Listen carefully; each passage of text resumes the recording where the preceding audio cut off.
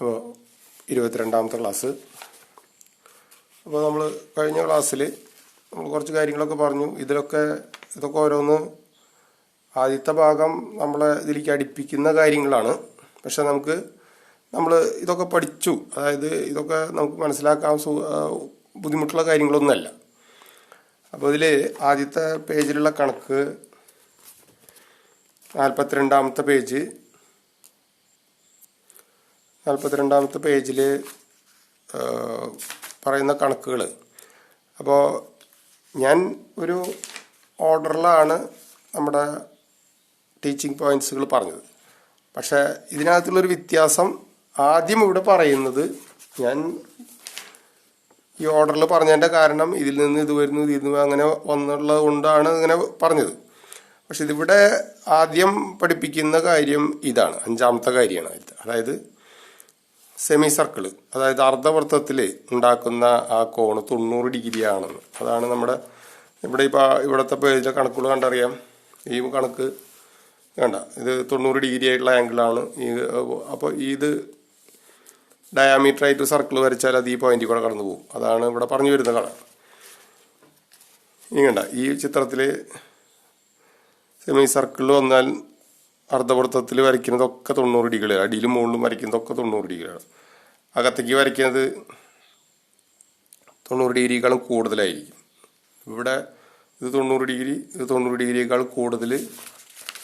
ഇത് പുറത്തേക്ക് പോയി കഴിഞ്ഞാൽ 90 ഡിഗ്രിയേക്കാൾ കുറവ്. ഈ കാര്യങ്ങളൊക്കെയാണ് ഇവിടെ, ഈ വക കാര്യങ്ങളാണ് പറയുന്നത്. ഇതൊരു പ്രൊട്രാക്ടർ വെച്ചേക്കാണ്. പ്രൊട്രാക്ടറിൻ്റെ 90 ഡിഗ്രി ആയിട്ടുള്ള ആംഗിൾ ഇതാണ്. അപ്പോൾ ഇവിടെ നിന്നിട്ട് ഇങ്ങോട്ട് വരയ്ക്കുന്ന ഈ വര ഇതിൻ്റെ വ്യാസമാണ്. അപ്പോൾ അതാണ് അവിടെ ആദ്യം പഠിപ്പിക്കുന്നത്. അത് വെച്ചിട്ടാണ് ഈ 42ാമത്തെ പേജിലെ കണക്ക്. അപ്പോൾ നിങ്ങൾ ആദ്യത്തെ കണക്ക് നിങ്ങൾക്ക് പഠിക്കാനായിട്ട് ചെയ്യാനായിട്ട് എളുപ്പമാണ്, വീട്ടിൽ നിന്ന് ചെയ്യുക.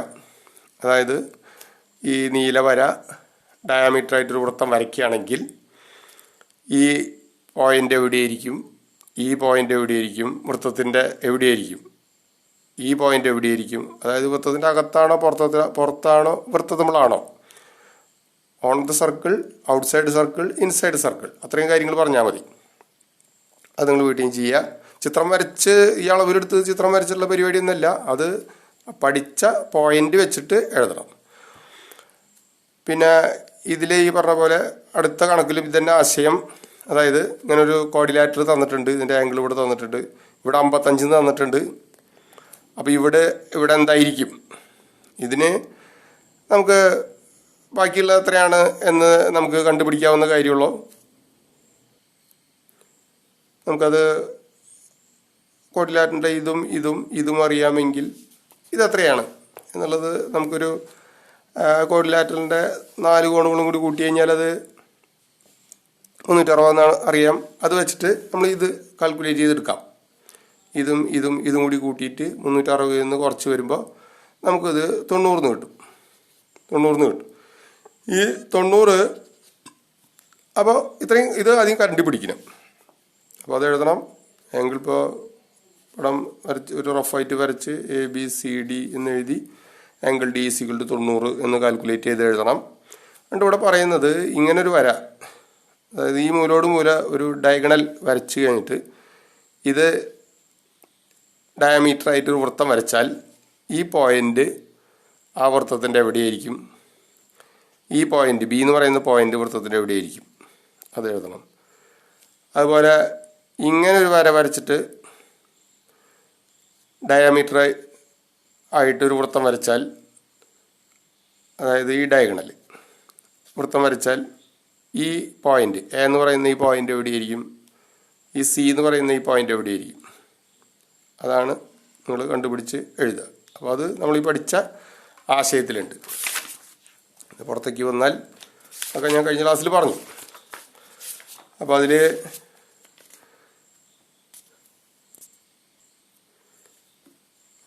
ഈ 39ാമത്തെ പേജിലത്തെ ഈ മഞ്ഞ നിറത്തിൽ എഴുതിയ കാര്യം നോട്ടിലേക്ക് പകർത്തണം. ഇതാണ് പഠനാശയം. If we join the end of diameter of a circle, a point on the circle, we get a right angle. ഇത് റൈറ്റ് ആംഗിൾ കിട്ടും എന്നുള്ളത് നമ്മളിവിടെ കഴിഞ്ഞ ക്ലാസ്സിൽ നമ്മളിതൊക്കെ പറഞ്ഞു. ഇത് നിങ്ങൾ നോട്ടിലേക്ക് വരച്ച് ഇതാണ് മനസ്സിലുണ്ടാവേണ്ടത്.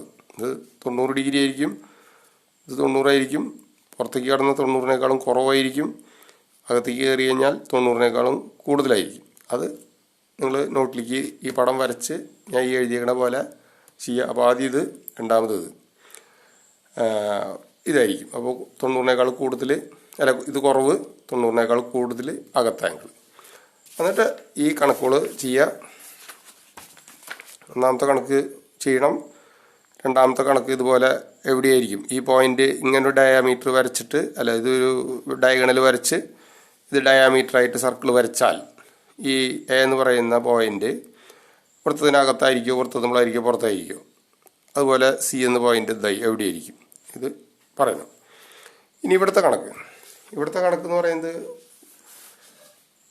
If circles are drawn with each side of A triangle of sides 5 cm, 12 cm, 13 cm as diameters when with respect to each circle.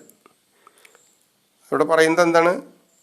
5 centimetre, 12 centimetre, 13 centimetre ഉള്ള ഒരു വശങ്ങളായിട്ടുള്ള ഒരു ട്രയാങ്കിളിൻ്റെ ഓരോ സൈഡും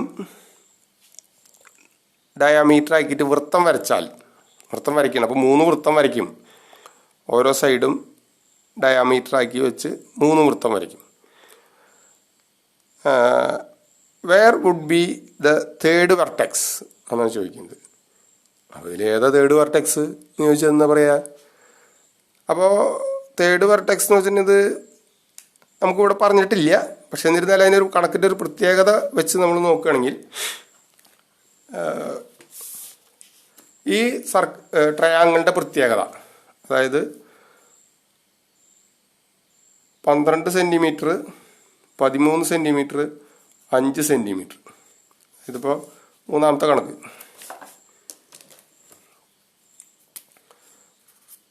കണക്ക് പേജ് 42-ാമത്തെ പേജിൽ. അപ്പോൾ 12 സെൻറ്റിമീറ്റർ, 13 സെൻറ്റിമീറ്റർ, 5 സെൻറ്റിമീറ്റർ വർഗ്ഗ വൃത്തത്തിൻ്റെ പ്രത്യേകത നമ്മൾ മനസ്സിലാക്കണം. അതായത് ഇത് ഒരു റൈറ്റ് ആംഗിൾഡ് ട്രയാങ്കിൾ ആണ്. എങ്ങനെ നമുക്ക് മനസ്സിലാക്കുക? ഇതിലെ ഏറ്റവും വലിയ വശം 13 അപ്പോൾ മറ്റ് 2 വശങ്ങൾ ഇതും.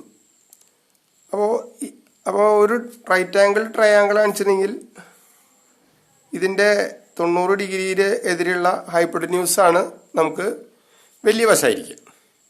വലിയ ആംഗിളിൻ്റെ എതിർവശമുള്ളത് വലിയ വശം ആയിരിക്കും. അപ്പോൾ അങ്ങനെ വരികയാണെന്ന് വെച്ചിട്ടുണ്ടെങ്കിൽ ഇത് ബേസ്, ഇത് ഹൈറ്റ്. അപ്പോൾ ഇതൊരെണ്ണം 5, ഇതൊരെണ്ണം 12, ഇത് 13 ആണോ, ഇത് റൈറ്റ് ആംഗിളാണോ ട്രയാങ്കിൾ ആണോ എന്ന് നമുക്ക് അറിയണമെങ്കിൽ എന്ത് ചെയ്യുക? 12 സ്ക്വയർ പ്ലസ് 5 സ്ക്വയർ. ഇതിൻ്റെ റൂട്ട് കണ്ടാൽ എത്രയാവും എന്നുള്ളതാണ്. അത് റൂട്ട് കണ്ടാൽ നമുക്ക് 13 കിട്ടുകയാണെങ്കിൽ ഇത് റൈറ്റ് ആംഗിൾഡ് ട്രയാങ്കിൾ, അതായത് പൈത്തഗോറസ് പ്രിൻസിപ്പിൾ ഇതിനകത്ത് വർക്കാവും. അതായത് റൂട്ട് ഓഫ് 144 പ്ലസ് 25 റൂട്ട് 169 കറക്റ്റായിട്ട് നമുക്ക് കിട്ടുന്നു, 13 കിട്ടുന്നു. അപ്പോൾ ഈ സാധനം റൈറ്റ് ആംഗിൾഡ് ട്രയാങ്കിളാണ്. അപ്പോൾ അത് മനസ്സിലാക്കിയിട്ട് നമുക്ക് അതാണ് ആദ്യം മനസ്സിലാക്കേണ്ടത്. അപ്പോൾ this triangle is a right angle triangle. അപ്പോൾ അതിൻ്റെ ഹൈപ്പോട്ടന്യൂസ് ഇതായിരിക്കും, അത് വലിയ വശം. അപ്പോൾ അങ്ങനെ ആണെങ്കിൽ ഇത് വരച്ചിട്ട് തീരുമാനിക്കേണ്ടതല്ല. ഈ വരച്ച് നോക്കി 5 സെൻറ്റിമീറ്റർ, 12, 13 സെൻറ്റിമീറ്ററിൽ വരച്ച് നോക്കിയിട്ട് അത് അല്ല നമ്മളിത് ഉത്തരം കണ്ടെത്തേണ്ടത്. നമ്മളിത് എങ്ങനെയാണെന്ന് ഈ പ്രിൻസിപ്പിൾ വെച്ചിട്ട് നമ്മളിത് മനസ്സിലാക്കണം. അപ്പോൾ ഇതിൽ എങ്ങനെയായിരിക്കും വരിക? അപ്പോൾ ഇത് റൈറ്റ് ആംഗിൾ ട്രയാങ്കിൾ ആണ്. It is a right angle triangle. ഇങ്ങനെയായിരിക്കും സാധനം നിൽക്കുന്നുണ്ടാവുക. ഇത് 5, ഇത് 12, ഇത് 13. അപ്പോൾ ഇതായിരിക്കും 90. അപ്പോൾ എന്തായാലും ഇതിനെ ഡയാമീറ്ററായിട്ട്, ഇപ്പോൾ എ ബി സി ഡയാമീറ്ററായിട്ട് നമ്മൾ വരച്ച് കഴിഞ്ഞാൽ എ എന്ന് പറയുന്ന പോയിന്റും ബി എന്ന് പറയുന്ന പോയിന്റിൽ കൂടെ വൃത്തം കടന്നു പോകും. കാരണം അത് ഡയമീറ്ററായിട്ട് വരയ്ക്കുമ്പോൾ ഇത് ഡയമീറ്റർ ആയിട്ട് വരച്ചാലും അത് ഇതിലേക്ക് കടന്നു പോകും. ഇനി ഇത് ഡയമീറ്റർ ആയിട്ട് വരച്ചാൽ അതെന്ത് സംഭവിക്കും? അതും ഇതിൽ കൂടെ കടന്നു പോകും. അപ്പോൾ തേർഡ് വെർട്ടെക്സ് എന്ന് പറയുന്ന സംഗതി ഇതാണ്. ഈ ബി എന്ന് പറയുന്ന പോയിന്റിനെയാണ് തേർഡ് വെർട്ടെക്സ് എന്ന് ഉദ്ദേശിച്ചിട്ട് ഇവിടെ പറഞ്ഞിരിക്കുന്നത്. അപ്പോൾ തേർഡ് വെർട്ടെക്സിന്റെ പൊസിഷൻ എവിടെയായിരിക്കും എന്നാണ് ചോദിക്കുന്നത്. അതായത് ആദ്യം എ ബി എന്ന വശം ഡയാമീറ്റർ ആയിട്ട് വരച്ച വൃത്തത്വങ്ങളും ബി സി എന്ന വൃത്തം ഡയാമീറ്റർ വരച്ച വൃത്തത്വങ്ങളും എ സി എന്ന് പറഞ്ഞ ഇത് വശം ഡയാമീറ്റർ ആയിട്ട് വരച്ച വൃത്തത്വങ്ങളും ഈ ബി എന്ന് പറയുന്ന പോയിന്റ് ഉണ്ടാവും. അതാണ് ബി എന്ന പറയുന്ന പോയിന്റിന്റെ പ്രത്യേകത എന്താണ്, where would be the third vertex എന്ന് ചോദിക്കുന്നത്. അപ്പോൾ ബി ലൈസോൺ, ഇപ്പോൾ ഇങ്ങനെ എ ബി സി എന്ന് അടയാളപ്പെടുത്തി ബി ആണ് നമ്മുടെ third vertex. B lies on the circle with diameter A B and diameter B C and diameter A C. ഈ 3 സർക്കിളും ഈ ബി എന്ന് പറയുന്ന പോയിന്റ് ഉണ്ടാവും. അത് നിങ്ങൾ എഴുതിയ അവസ്ഥ. അപ്പോൾ അത് ആദ്യം തന്നെ നിങ്ങൾ ഈ ട്രയാങ്കിൾ, നമുക്ക് ഈ തന്നിരിക്കുന്ന triangle it is a right angle triangle with hypotenuse 13 centimetre. അതാണ് അതിൻ്റെ ഇത് രണ്ടും മറ്റു 2 വശങ്ങൾ. അത് ഇത് ഇങ്ങോട്ട് പറയുന്നത് കുഴപ്പമൊന്നുമില്ല. അപ്പോൾ ഈ പോയിന്റ്, അപ്പോൾ നിങ്ങൾ ശ്രദ്ധിച്ച് ഞാൻ ഈ പറയുന്നത് ശ്രദ്ധിച്ച് നോട്ട് എഴുതുക. അപ്പോൾ ആദ്യം എഴുതണം ഈ triangle, this triangle is a right angle triangle because എന്ന് പറഞ്ഞിട്ട് ഇത് എഴുതാം. 12 സ്ക്വയർ പ്ലസ് 5 സ്ക്വയർ ഇത് സമം 13 എന്ന് പറയുമ്പോൾ it is a right angle triangle with hypotenuse 13 centimetre. അത് എഴുതി കഴിഞ്ഞാൽ നമുക്ക് ഇത് എഴുതാം. ദ തേർഡ് വെർട്ടെക്സ്, അത് ഈ പടം വരയ്ക്കുക. എന്നിട്ട് 12, 5, 13 എഴുതുക. അതായത് തേർഡ് വെർട്ടെക്സ് എന്ന് പറയുന്നത് ബി ആണ്. The third vertex lies on the circle with diameter A B and the circle with diameter 5 centimetre and the circle with diameter 13 centimetre. ഈ 3 സർക്കിളുകളും ഈ വൃത്തം ഈ ബി തേർഡ് വെർട്ടെക്സ് എടുക്കുന്നുണ്ട്. അത് എഴുതി അവസാനിപ്പിക്കും. ഇനി അടുത്ത കണക്ക്, ഇത് നമ്മുടെ 9ത്തെ കാര്യം ഇവിടെ ആവശ്യമുണ്ട്. 9 നമ്മൾ സർക്കിളിനെ കുറിച്ച് പഠിച്ച ഒരു പ്രത്യേകത ഇവിടെ ആവശ്യമുണ്ട്. In the picture the circle is drawn with line as diameter. അങ്ങനെ ഇതിൽ ഒരു വൃത്തം വരച്ചു, പച്ച, അതായത് നീല ഡയമീറ്റർ ആയിട്ട് ഒരു വൃത്തം വരച്ചു. എന്നിട്ട് അതിനകത്ത് എന്ത് ചെയ്തു, അപ്പോൾ ഇതിൻ്റെ സെൻറ്റർ ഈ പോയിൻ്റാണ് ഇരുന്നത്. അത് ആ റേഡിയസ്, ഡയമീറ്ററിൻ്റെ പകുതിയാണല്ലോ റേഡിയസ്. അപ്പോൾ റേഡിയസിൻ്റെ പകുതി എടുത്തിട്ട് ഡയമീറ്റർ ആക്കിയിട്ട് ഒരു വൃത്തം വരച്ചു. അതാണ് ഈ ചോപ്പ് വൃത്തം. എന്നിട്ട് ചെയ്തിരിക്കുന്ന പരിപാടി തെളിയിക്കേണ്ടത് എനി കോഡ് ഓഫ് ദി ലാർജർ സർക്കിൾ. ഇല്ല, കോഡ് എന്ന് പറഞ്ഞാൽ എന്താ, കോഡ് എന്ന് പറഞ്ഞാൽ വൃത്തത്തിൻ്റെ ഏതെങ്കിലും 2 പോയിന്റ് അതുപയോഗിച്ച് അകത്ത് വരയ്ക്കുന്ന വരേനെയാണ് കോഡ് എന്ന് പറയുന്നത്. ഏറ്റവും വലിയ കോഡ് ഡയാമീറ്ററാണ്. അതൊക്കെ നമ്മൾ 9 വെച്ച് പഠിച്ചിട്ടുണ്ട്. അപ്പോൾ ചുവന്ന ഈ വരയാണ് കോഡ് വരച്ചിരിക്കുന്നത്. അതിന് കോഡ് വരയ്ക്കുന്നതിന് പ്രത്യേകത പറയുന്നുണ്ട്, പ്രൂവ് ദാറ്റ് എനി കോഡ് ഓഫ് എ ലാർജർ സർക്കിൾ, വലിയ സർക്കിളിൻ്റെ കോഡ്, through the point where the circle meet is bisected by the small circle. അതായത് ഈ വൃത്തം 2 കൂട്ടിമുട്ടുന്ന ഈ സ്ഥലത്തുനിന്ന് ഒരു കോഡ് വരച്ചു. ഇപ്പോൾ ആ കോഡ് ഇങ്ങനെ വരച്ചു, വേണമെങ്കിൽ ഇങ്ങനെ വരയ്ക്കാം, എങ്ങനെ വേണമെങ്കിൽ വരയ്ക്കാം. പക്ഷേ ആ കോഡിൻ്റെ സ്റ്റാർട്ടിങ് ഇവിടെയാണ്, ഈ മീറ്റിംഗ് പോയിൻ്റാണ്, 2 വൃത്തം കൂട്ടിമുട്ടുന്ന സ്ഥലമാണ്. അത് വരച്ചാൽ ഇതിൻ്റെ ഈ വരയുടെ കോഡിൻ്റെ പ്രത്യേകത എന്താണ്, circle through the point where the circle meet is bisect by the small circle. അതായത് ഇത് ഇവിടെ വെച്ചിട്ട് കട്ട് ചെയ്യേണ്ട ഒരു പോയിന്റ് ഇവിടെ കിട്ടുന്നുണ്ട്. ഈ റെഡ് ലൈന് ഇവിടെ പോയിന്റ്. ഈ പോയിന്റ് ആയിരിക്കും ഇതിൻ്റെ നടുവെന്ന് ബൈസെക്റ്റ് ചെയ്യുന്നു, നടുവായിരിക്കുന്നു. ഇങ്ങനെ ഒരെണ്ണം വരച്ചാൽ ഇതിൻ്റെ ഈ വരയുടെ നടു ഇതായിരിക്കും. ഇങ്ങനെ ഒരെണ്ണം വരയ്ക്കണമെന്ന് വെച്ചിട്ടുണ്ടെങ്കിൽ അതിൻ്റെ നടു ഇതായിരിക്കും. അതായത് വൃത്തം, ചെറിയ വൃത്തം വരയ്ക്കുന്ന വരയമ കോടുമ്മ കട്ട് ചെയ്യുന്നത് ആ കോഡിൻ്റെ പകുതിയായിരിക്കും എന്നാണ് തെളിയിക്കുന്നത്. അപ്പോൾ അത് കഴിഞ്ഞ കൊല്ലം പഠിച്ച സംഗതി നമുക്കിവിടെ ഉപയോഗിക്കാം.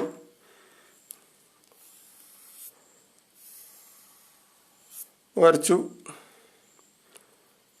ഇതാണ് നമ്മുടെ ആദ്യത്തെ ഡയാമീറ്റർ. ഇത് ഇങ്ങനെ വൃത്തം വരച്ചു. ഇതാണ് നമ്മൾ സംഭവം. ഇതൊരു വ്യത്യാസമുണ്ട് വരയ്ക്കുമ്പോൾ എടുത്തത്. അപ്പോൾ ഇതാണ് നമ്മുടെ വര. ഇങ്ങനൊരു വര നമ്മൾ വരയ്ക്കുകയാണ്. ഇപ്പോൾ നമ്മൾ പേര് കൊടുക്കുന്നു ABCD എന്ന് നമ്മൾ പേര് കൊടുക്കുകയാണെങ്കിൽ ഇതിനെ ബൈസെക്റ്റ് ചെയ്യും എന്നാണ് നമ്മൾ പറയേണ്ടത്. അതായത് AD എന്ന് പറയുന്നതും DC എന്ന് പറയുന്നതും തുല്യ നീളമാണ് എന്നാണ് പ്രൂവ് ചെയ്യേണ്ടത്. പ്രൂവ് ചെയ്യണത് അതിന് കഴിഞ്ഞ കൊല്ലം പഠിച്ചിട്ടുള്ള ഒരു കോഡ്, അതായത് ഞാണിൻ്റെ പ്രത്യേകത എന്താണെന്ന് വെച്ചിട്ടുണ്ടെങ്കിൽ അത് നിങ്ങൾ ശ്രദ്ധിക്കുക. ഒരു വൃത്തത്തിന്മേ ഒരു കോഡ് വരച്ചിട്ടുണ്ടെങ്കിൽ സെൻറ്റർ വൃത്തത്തിലേക്ക് ഒരു ലംബം വരയ്ക്കുകയാണെങ്കിൽ, അതായത് പെർപെൻഡിക്കുലർ വരയ്ക്കുകയാണെങ്കിൽ ആ പെർപെൻഡിക്കുലർ പോയി ഈ ഞാണുമ്മ വീഴുന്ന ബിന്ദു കോഡിൻ്റെ സെൻറ്ററിലായിരിക്കും എന്നാ നിങ്ങൾ പഠിച്ചിട്ടുണ്ട്. അത് തെളിയിച്ചിട്ടുണ്ട്. അതായത് ഞാണിൻ്റെ സെൻറ്ററിലേക്കായിരിക്കും ഈ ലംബം വരിക. ഇനി അത് തിരിച്ചും പറയുന്നത് എങ്ങനെയാണെന്ന് വെച്ചിട്ടുണ്ടെങ്കിൽ ഞാണിൻ്റെ സെൻറ്ററിൽ നിന്ന് വൃത്തത്തിൻ്റെ കേന്ദ്രത്തിലേക്ക് ഒരു വര വരച്ചിട്ടുണ്ടെങ്കിൽ അത് 90 ഡിഗ്രി ആയിരിക്കുന്നു. അപ്പോൾ ചുരുക്കം പറഞ്ഞാൽ ലംബം വരച്ചാൽ, പെർപെൻഡിക്കുലർ വരച്ചാൽ സെൻട്രലിലേക്ക് ആയിരിക്കും, സെൻട്രിൽ നിന്ന് വരച്ചാൽ പെർപെൻഡിക്കുലർ ആയിരിക്കും. ആണ് തിരിച്ചും മറിച്ചും പറയുന്ന കാര്യം. അത് വെച്ചിട്ട് ഇത് സെൻട്രിൽ നിന്ന് വരച്ചാൽ പെർപെൻഡിക്കുലർ ആയിരിക്കും, പെർപെൻഡിക്കുലർ വരച്ചാൽ സെൻട്രലായിരിക്കും എന്ന് പറയുന്ന പോലെ ഇവിടെ ഇത് നോക്കിക്കഴിഞ്ഞാൽ ഇത് ശരിക്കും പറഞ്ഞു കഴിഞ്ഞാൽ നമ്മുടെ ഈ 10ാം ക്ലാസ്സിൽ വെച്ച് പഠിച്ച ടീച്ചിങ് പോയിന്റ് ഇവിടെ റെഡിയാണ്. അതായത് ഇതിൻ്റെ സെമി സർക്കിളിൻ്റെ, അതായത് ഡയാമീറ്ററിൻ്റെ വരച്ചാണ്. അപ്പോൾ ഈ കോണം എന്തായിരിക്കും? അത് 90 ആയിരിക്കും. അപ്പോൾ അത് നമുക്ക് പറയാം.